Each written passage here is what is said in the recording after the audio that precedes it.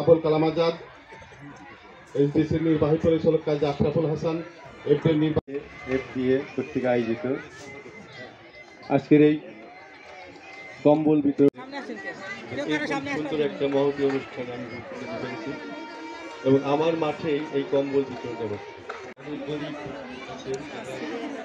এই শীতে অনেক কষ্ট করে থাকছে। নির্বাহী পরিচালক মহোদয় অন্য জায়গায় একটা কাজে পাঠাইছে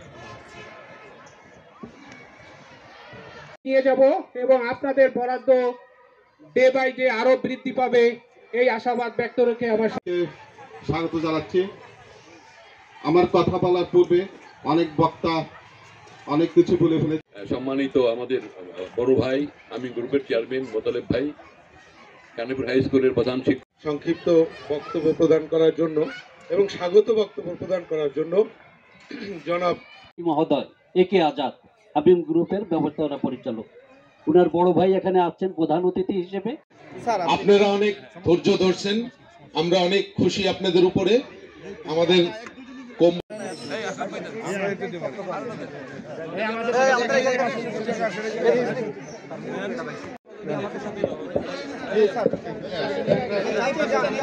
এই মাসে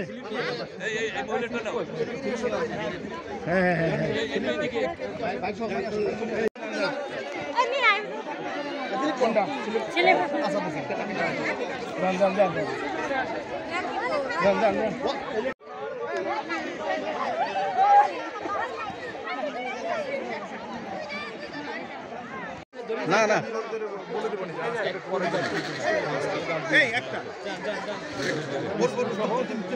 মঞ্চের বিশিষ্ট নেতৃবৃন্দ, আসসালামু আলাইকুম।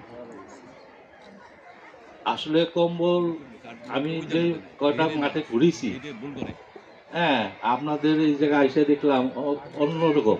এটা আসলেও পাওয়ারযোগ্য। হ্যাঁ, সবাই অসহায় মানুষের মধ্যে দেখা যাইতেছে এবং অসহায় মানুষ ওরা কম্বল পাওয়ার উপযুক্ত। আর হলো আমরা প্রত্যেক বছরই কিছু কিছু কম্বল দেই। এবার কিন্তু অনেক বেশি কম্বল আসছে। আমাদের শাহজালাল ব্যাংকের চেয়ারম্যান আজাদ সাহেব এবার অনেক বেশি ডবল কম্বল দিয়েছে। হ্যাঁ, আরও যেন সামনে আমরা বেশি দিতে পারি, আমরা এই দোয়া করবেন। আর সামনে ভাই বোনেরা আপনারা আমাদের জন্য দোয়া করবেন। এই তৃতীয় দিনে কানাইপুর হাই স্কুলের মাঠ থেকে বিতরণ হচ্ছে।